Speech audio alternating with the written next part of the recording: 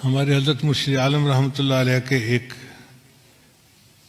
مرید تھے، عالم تھے، مسلم شریف پڑھاتے تھے. انہوں نے زندگی کے کوئی 25 سال مسلم شریف پڑھائی تھی.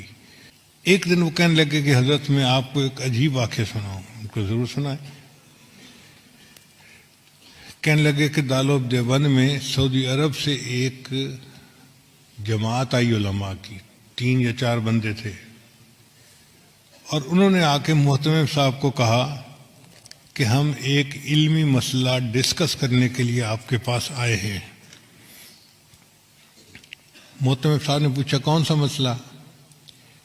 وہ کہنے لگے اس لیے کہ ہم سے پہلے سعودی عرب کے اوپر ترکوں کا قبضہ تھا، اور ترکوں نے قبروں کے اوپر بڑے گنبد بنائے ہوئے تھے اور کمرے بنائے ہوئے تھے اور عمارتیں بنائی ہوئی تھیں. تو ہم نے حدیث مبارکہ پڑھی جس سے ثابت ہوتا ہے کہ بنا علی القبور کی اجازت نہیں ہے. یعنی قبر کے اوپر آپ عمارت نہیں بنا سکتے.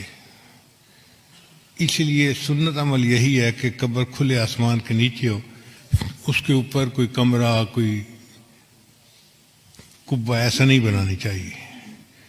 تو جنت بقیع میں جتنے کبے بنے ہوئے تھے ہم نے سب گرا دیے.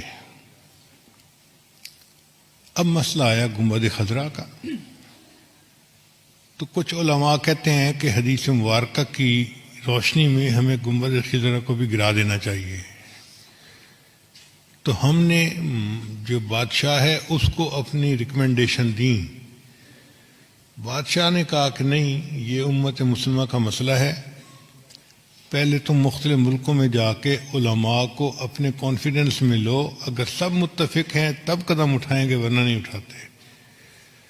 تو ہم علماء کی جماعت آپ سے بحث کرنے کے لیے آئے ہیں کہ کیا یہ حدیث مبارکہ صحیح ہے، اور اگر صحیح ہے تو اس پر عمل کرنا پڑے گا. محتمم صاحب نے کہا کہ جی مجھے آپ 3 دن کا وقت دیں، میں سب علماء کو اطلاع دوں تاکہ وہ یہاں آ جائیں، اور پھر ہم اس بارے میں اپنا موقف آپ کے سامنے ظاہر کریں. ان کا ٹھیک ہے، ہم 3 دن دارالعلوم میں مہمان بن کے رہتے ہیں. محتمم صاحب نے بڑے بڑے علماء کو دعوت دے کے بلا لیا. وہ فرماتے ہیں کہ دارالعلوم دیوبند میں وہ دیکھنے والا وقت تھا. بڑے بڑے سب علماء، جید علماء ایک جگہ پر جمع تھے، جبال العلم سب ایک جگہ اکٹھے تھے. اور جو آخری رات تھی وہ تو پوری رات ہی علماء اس مسئلے پر آپس میں ڈسکس کرتے رہے، کتابیں پڑھتے رہے، اور کچھ لوگ روتے رہے، دعائیں مانگتے رہے کہ یا اللہ بہت نازک مسئلہ ہے، ہم سے اس کے کرنے میں کوئی کمی نہ رہ جائے، کوتاہی نہ ہو جائے. اگلا دن ہوا، عصر کی نماز کے بعد مجمع بیٹھا تھا، تو محتمم صاحب نے ان علماء کو کہا کہ جی آپ سب علماء کے سامنے اپنا موقف پیش کریں، پھر جواب ہم دیں گے. تو ان کے جو امیر تھے وہ کھڑے ہوئے اور انہوں نے بیان کیا کہ بخاری شریف کی یہ حدیث ہے، اور اس سے ثابت ہوتا ہے کہ بنا علی القبور کی اجازت نہیں ہے. تو ہم نے جنت بقیع کے اندر تو قبروں پر جتنی عمارتیں تھیں سب گرا دیں. اب مسئلہ ہے گنبد خضرا کا. تو ہم آپ لوگوں سے یہ پوچھنے آئے ہیں کہ بتائیں کیا اس حدیث کے اوپر آپ کو کوئی اعتراض ہے، کوئی جرح ہے کسی راوی کے اوپر، یا کوئی کمی کسی طرح کی بھی ہو، کوئی شغم ہو تو بتائیں. تو جب انہوں نے پوچھا تو تھوڑی دیر کے لیے سارا مجمع خاموش. کہیں کہیں سسکیوں کی آواز آتی. علماء کی آنکھوں سے آنسو جاری تھے اور وہ رو رہے تھے کہ اللہ ہم سے جواب دے دے، میں کوئی کوتاہی نہ ہو جائے. اور کوئی جرات نہیں کر رہا تھا اس کے جواب دینے کی. اتنے میں حضرت اقدس تھانوی رحمۃ اللہ علیہ کھڑے ہوئے، اور حضرت نے فرمایا کھڑے ہو کر، الحمدللہ اللہ نے اس مسئلے میں مجھے شرح صدر عطا فرما دی ہے. تو اس نے پوچھا کہ شرح صدر سے کیا مراد ہے؟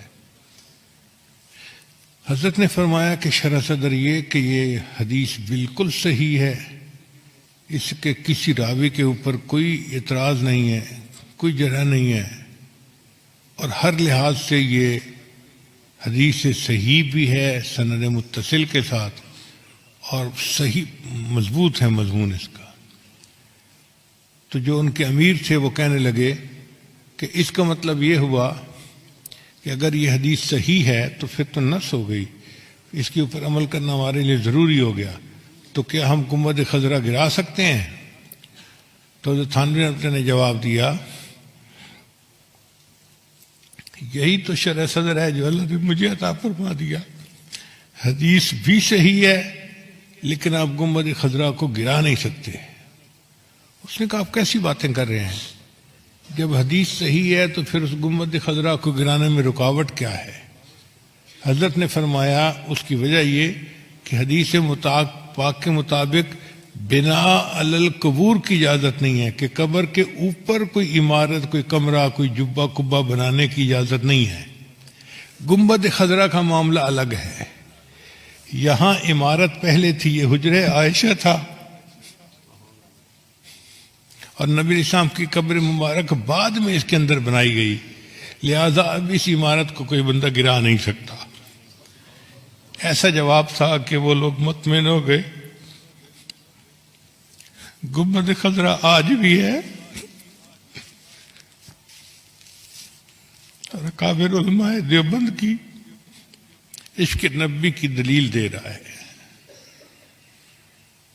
اللہ علم کی گہرائی عطا فرما دیتے ہیں تو بندہ پھر علم کی تہ تک پہنچ جاتا ہے۔